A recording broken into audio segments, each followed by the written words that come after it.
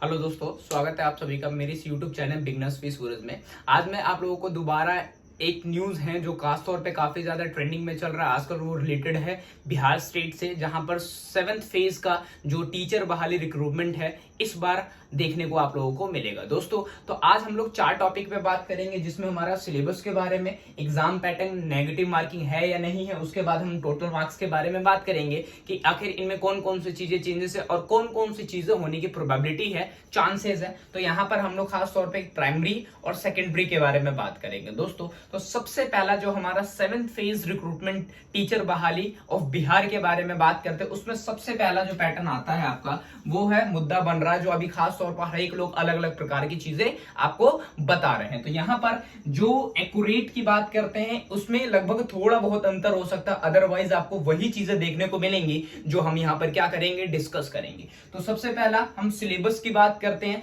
तो दोस्तों पीआरटी और टीजीटी में, जैसे मैंने यहां पर नोट डाउन भी कर रखा है, पीआरटी टीजीटी। तो सबसे पहले हम बात करते हैं पीआरटी लगभग हम बात करेंगे कितने नंबर का होगा, यहां पर कितने सेगमेंट में बता होगा, कितने सब्जेक्ट्स होंगे, देखते हैं।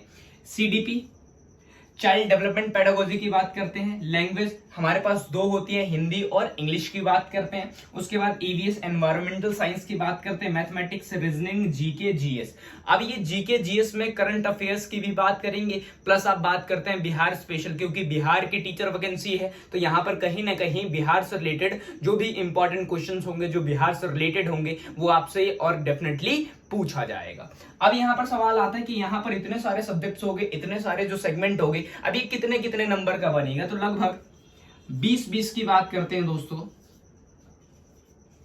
इस तरीके से आपको चीजें देखने को मिलेंगी, क्योंकि यहां पर आप देख सकते हैं इसके 10 क्वेश्चन हो सकते हैं, रीजनिंग के 5 क्वेश्चन हो सकते हैं, इसके भी 10 क्वेश्चन हो सकते हैं। तो आप दिमाग लगा सकते हैं 20, 40, 60, 70, 80, 85 और यहां पर आप खास तौर पे 15-15 नंबर का इसमें लैंग्वेज का आप हिसाब से बांट सकते हो। तो लगभग ये कितने नंबर का होता है, 100 नंबर का। यहां पर मैंने चौथे नंबर पे टोटल मार्क्स का आप लोगों को लिख भी रखा है।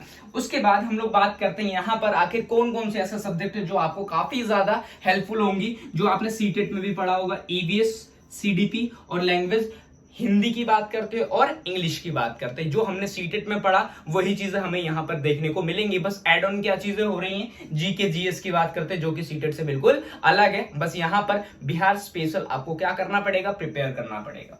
दूसरा हम बात करते हैं टीजीटी की। तो टीजीटी में भी आपको सेम चीजें, पैडागोजी, जिसको हम लोग हिंदी में क्या बोलते हैं, शिक्षण शास्त्र की बात करते हैं, इसको हम लोग किस नाम से जानते हैं, सीडीपी, जिसमें साइकोलॉजी, सोशियोलॉजी, ये सारी चीजें आपको देखने को मिलती है। यहां पर जो काम आने वाली किताबें हैं वो एनआईएस की बात कर सकते हैं, 11th-12th एनसीईआरटी की बात कर सकते हैं, सोल की बात कर सकते हैं, इग्नू की किताबें आ सकती हैं। वो सारी चीजें इसमें अपने आपको बीएड की जो भी आपने टीचिंग ट्रेनिंग में जो इस्तेमाल किया होगा वो सब इसी में देखने को मिलता है। सब्जेक्ट कंसर्न, सपोज करिए एसएसटी, इंग्लिश, साइंस, मैथ, ये सब्जेक्ट कंसर्न की बात करते हैं। कोई एसएसटी का टीचर बनना चाहता है, इंग्लिश का बनना चाहता है, साइंस का और मैथमेटिक्स की बात करते हैं, 6 to 10 तक की बात करते हैं। और बिहार में लगभग जो आप बात करते हैं सेकेंडरी, जो टीजीटी की बात करते हैं, ट्रेन ग्रेजुएट टीचर की बात करते हैं, 6 to 8 तक की बात करते हैं, जिसमें हम लोग खास तौर पे ये 4 सेगमेंट हमने बांटा कि जो साइंस वाले हैं उनसे साइंस का सवाल पूछे जाएंगे सब्जेक्ट कंसर्न में, जिसको आपने तैयार कर रखा उसी से आपसे डीप सवाल